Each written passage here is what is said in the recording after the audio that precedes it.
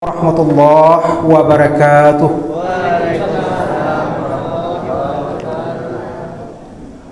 Alhamdulillahi rabbil alamin allazi khalaqal mauta wal hayata liyabluwakum ayyukum ahsanu amala.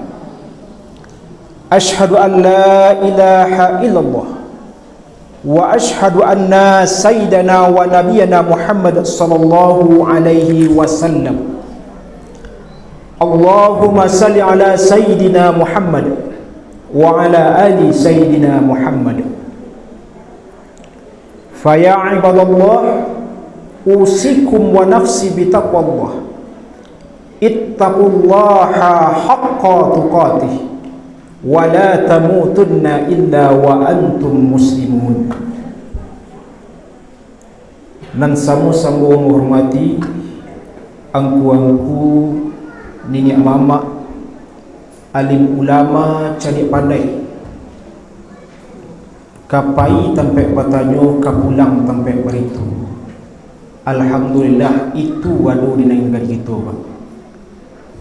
Alhamdulillah. Selanjutnya kepada budak kandung, para pemuda, pemudi, satu orang semadu, umumnya kepada seluruh masyarakat jemaah Masjid Al-Ikhlas Pananggadang, Allah telah memberikan rahmat dan hidayahnya kepada kita. Buktinya, Bu, Allah telah memberikan rahmat dan kasih sayangnya kepada kita. Doa kita sebelum masuk kepada bulan Ramadan, doa kita, lihatkan ayo, balikna Ramadan, ya Allah, sampaikan saya kepada Ramadan. Babu lain disampaikan oleh Allah, alhamdulillah disampaikan oleh Allah. Ana ucapkan cukupkah dengan alhamdulillah saja? Tidak. Tapi kita nikmati Ramadan ini, kita dekatkan diri kita, kita bersihkan untuk mengharapkan ridha Allah Subhanahu wa taala. Baru Allah, la in sakartum, bersyukur atas nikmat yang telah Allah berikan, la azidanakum, ku tambah ke Allah. Kan terbukti, terbukti samulu sebelum Ramadan kaki kita sakit datang ke masjidku, alhamdulillah ketika bulan Ramadan siap kaki itu. Ya nampak? Katiku sebelum Ramadan matuak kabui itu datang ke masjidku, kadang tak nampak masjid. Ada dah nampak masjid. Tak nampak masjid dalam artian tak do datang ke masjid. Tetapi ketika datangnya Ramadan, tarang tu. Ba itu rahmat dan kasih sayang pada kita. Alhamdulillah, azidanakum, ku tambah ke Allah kalau bersyukur atas nikmat. Bertambah tarang matua, bertambah siek kaki awak, bertambah segar badan awak. Artinya setelah Ramadan ku membiasakan awak untuk disiplin beribadah, awak akan terbiasa setelah nanti dipesantrenkan selama bulan Ramadan. Tetapi manakala wala in kafartum, ndak awak pergunakan nikmat yang Allah berikan tu. Diberikan awak kesehatan tetapi awak tak pergunakan kepada jalan yang makruh, inna azabi lasyadid, maka sesungguhnya kecil Allah, azabku sungguh sangat pedih. Jadi syukur nikmat pun tak sekadar mengucapkan alhamdulillah saja, tetapi mempergunakan nikmat yang Allah berikan itu ke jalan-jalan yang diridhai oleh Allah Subhanahu wa taala, jalan yang makruh.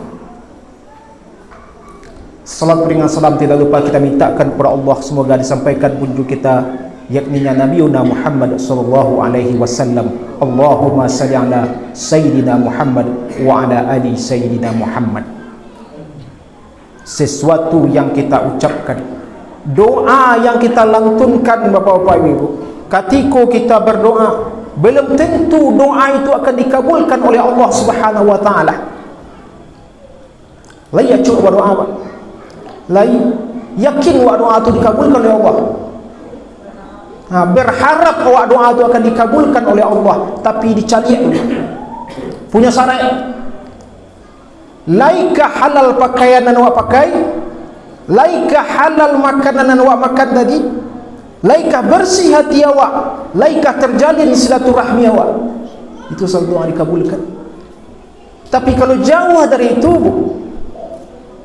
banyak awak berusaha bagaimana kita dekat dengan Allah Subhanahu wa taala. Tetapi kalau kita bersalawat kepada Nabi, itu pasti disampaikan Allah Subhanahu wa taala, innallaha wa malaikatahu yusalluna 'alan nabi. Sesungguhnya Allah wa malaikatahu, dan para malaikatnya, yusalluna 'alan nabi, bersalawat kepada Nabi. Ya ayyuhalladzina amanu sallu 'alaihi wa sallimu taslima. Sia yang dipanggil adalah orang-orang yang beriman, bersalawatlah kepada Nabi dengan penuh pengharapan. Ana wa harapkan adalah syafaat dari baginda Rasulullah sallallahu alaihi wasallam. Semoga nanti kita mendapatkan syafaat oleh beliau di yaumil mahsyar nanti. Amin ya Allah ya rabbal alamin. Bapak-bapak, ibu-ibu jemaah salat tarawih yang dimuliakan Allah Subhanahu wa taala, sebagai tema kajian kita pada malam hari ini, ambo diagih judul membahas hadis arba'in nomor 16. Kapatang nomor berapa?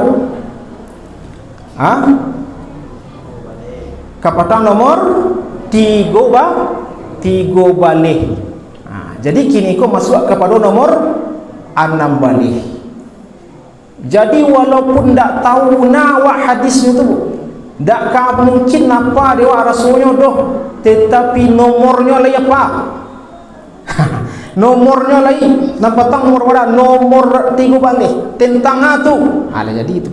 Dan kini ikut nomor 6 balik. Itu yang banyak sebagai tema kajian Ramadan kita selama 1 bulan. Bunyi hadisnya, an Abi Hurairah radhiyallahu anhu, anna rajulan qala lin nabi sallallahu alaihi wasallam qal la taqdab faraddada miraran qal la taqdab. Siapa meriwayatkan hadis itu adalah Abu Hurairah.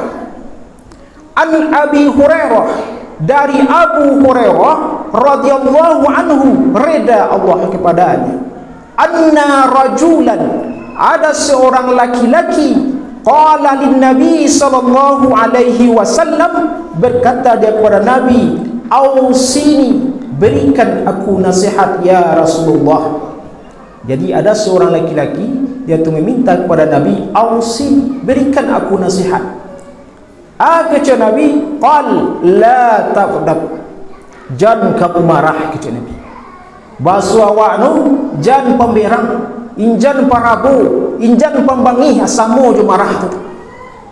Lalu lanjutan hadisnya, faradzada miraran qal la taqdab, diulang balik, diulang. Maka jawaban Nabi, qal la taqdab, jangan kamu marah. Kata Nabi.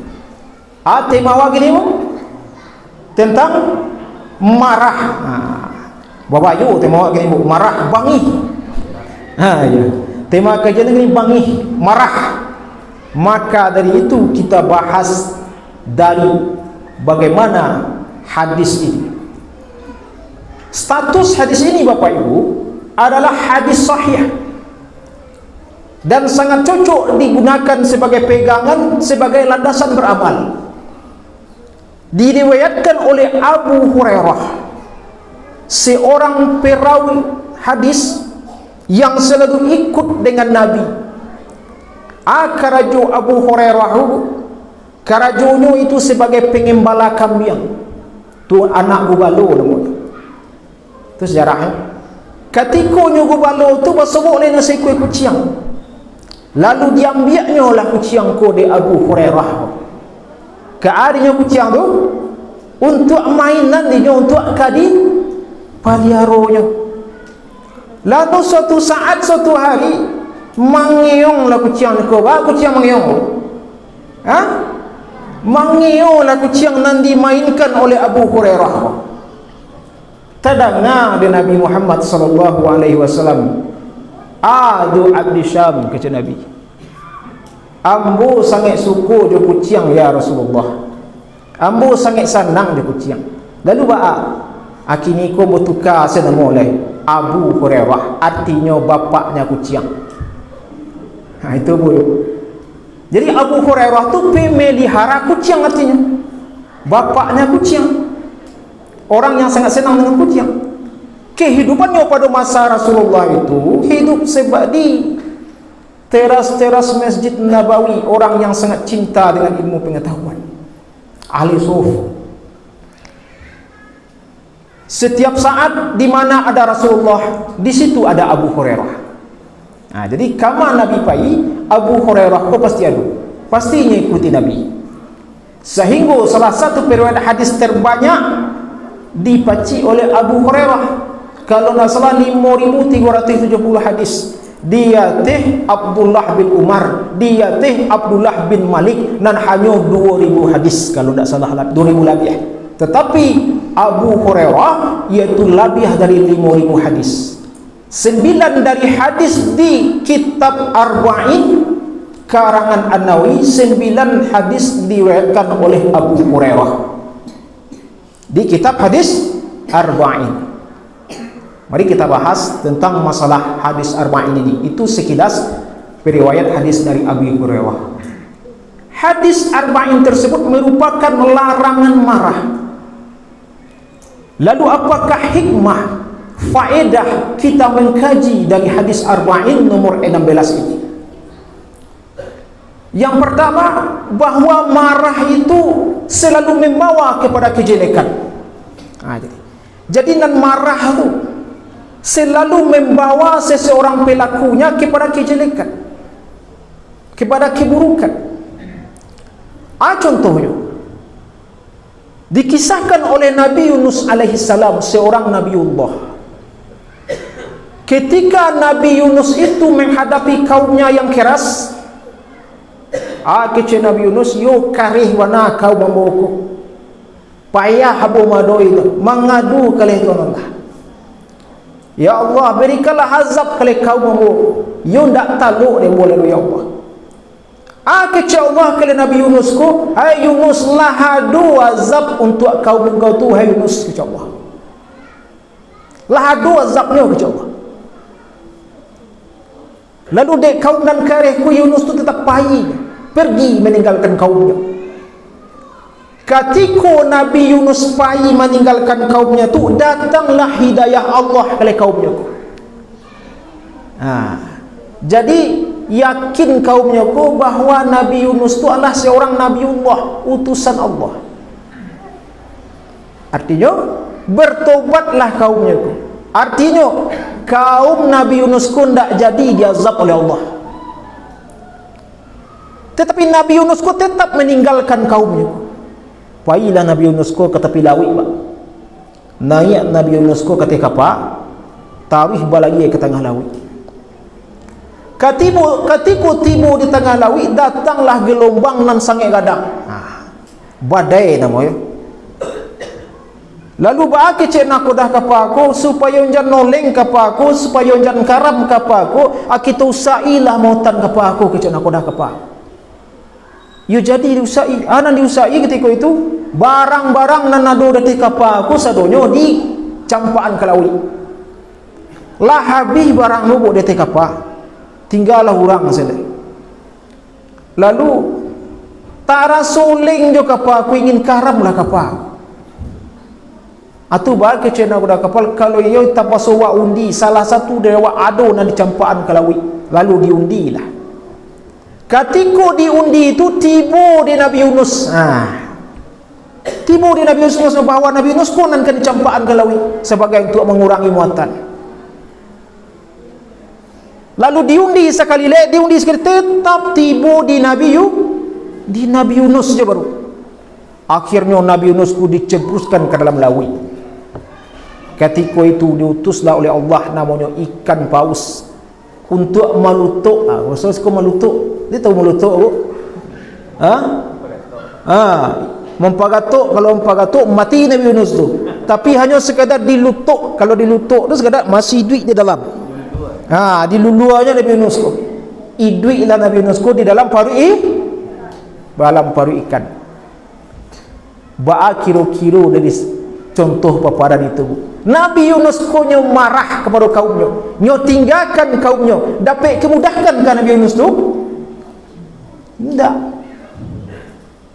Dicampaan ke dalam laut, dapat undian taruh tiba di namanya kesatuan dilutuk di paru ikan. Baru ketika tiba di paru ikan tu sadarlah Nabi Nuh, la ilaha illa anta subhanaka inni kuntum minaz zalimin, kata Nabi Yunus. Itulah ketika kita marah tersebut selalu akan membawa kepada kejelekan, selalu akan membawa kepada mudarat, akan membawa tidak ada manfaat bagi diri kita, Bapak Ibu. Bagaimana kita mengendalikan amarah tersebut? Bagaimana kita untuk menjadikan diri kita membentengi dari rasa marah? Hikmah selanjutnya adalah kecintaan kepada surga. Itu kan hadis, tetapi hadis ini dinilai sebagai hadis yang sahih. Tentu ada Al-Quran yang memperkuatnya. Dalam Al-Quran ini tertuang dalam surat Ali Imran, bunyi ayatnya, bismillahirrahmanirrahim, wasari'u ila maghfiratin min rabbikum, bersegeralah kamu kepada ampunan Tuhanmu, ila maghfiratin min rabbikum, Tuhanmu, wa jannatin 'arduhas samawati wal ard. Artinya gapailah surga itu, arduhas samawati wal ard, yang luasnya seluas langit dan bumi, ard. Uiddat lil muttaqin, yang diperuntukkan untuk orang-orang yang bertakwa. Uiddat lil muttaqin. Pertanyaannya, siapakah orang yang bertakwa tersebut? Seperti apakah karakter orang yang bertakwa tersebut? Dilanjutkan oleh ayat, alladzina yunfikuna fisyarra'i wad darra'i, yaitu orang yang menginfakkan, memberikan sebagian hartanya, fisyarra'i, ketikanya senang, dalam waktu lapang, wad-darra'i, ketika susah. Lanjutannya, wal kaziminal ghaiz, yaitu orang yang mampu untuk menahan amarahnya. Itu orang muttaqin itu. Dilanjutkan, wal afina 'anin nas, kemudian orang yang memaafkan saudaranya.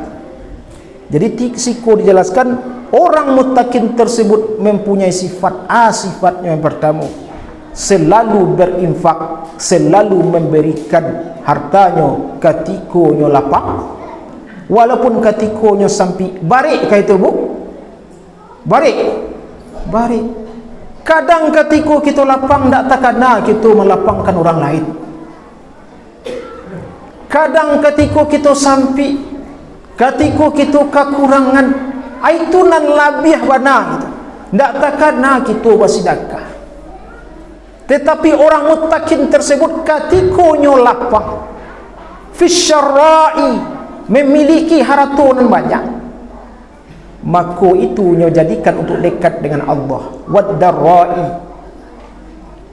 ketika nyo sampai, nyo juga memberikan wal kadhiminal ghaiz, ketika membentengi dirinya dari rasa marah tadi, kemudian memaafkan orang lain, saudara-saudaranya. Memberi maaf itu sangat mudah, meminta maaf mudah, tapi untuk memberi maaf itu sulit. Contohnya, ketika berkesalahan dengan orang lain, nampak je orang lain tu, kalau indak disianu dulu, kalau indak disianu dulu, takkan juga kesalahan orang lain tu. Berarti you sulit untuk magi maaf. Kembali kita kepada marah tadi. Kalau kita sebagai orang yang muttaqin, bahawa Ramadan ku adalah predikat terakhirnya adalah la'allakum tattaqun, pelaksananya di situ adalah orang yang beriman, yang dipanggil adalah orang yang beriman, tujuan terminal muara terakhirnya la'allakum tattaqun, yo paralu iku kita terapkan dalam kehidupan kita. Baik menahan amarah, baik memaafkan orang lain, baik melapangkan orang lain ketika kita adu dan ketika kita susah. Yo paralu kita terapkan hal yang demikian. Ikulah Ramadan yang menjadikan tarbiyah begitu, menjadikan pembiasaan begitu, bukan sebagai bulan yang rutinitas.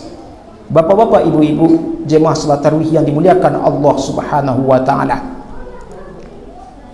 Islam bukan berarti melarang marah. Ya Bu. Laita lo indak bangi. Tidak, Islam bukan berarti melarang marah, tetapi yang dilarang oleh Islam adalah marah dalam bentuk emosi dari hati awak. Tetapi marah yang dibolehkan dalam Islam adalah marah untuk mencapai ridha Allah Subhanahu wa taala. Ada contohnya cik Ali bin Abi Talib, lay tahu Ali bin Abi Talib ko seorang nan cerdas, ahli baparang, ahli bela diri, sangat kuat. Mangko Rasulullah magiakan pedang Zulfikar kali Ali bin Abi Talib, seorang yang kuat. Ketika suatu saat ketika di pertempuran, Ali bin Abi Talib ku bertempur di medan peperangan. Ketika itu dia bisa merobohkan lawannya. Ketika lawannya kalah roboh, tinggal memancuang Ali bin Abi Talib lebar. Tinggal memancuanglah takoleng lawannya ko, tinggal membunuh Ali olehnya.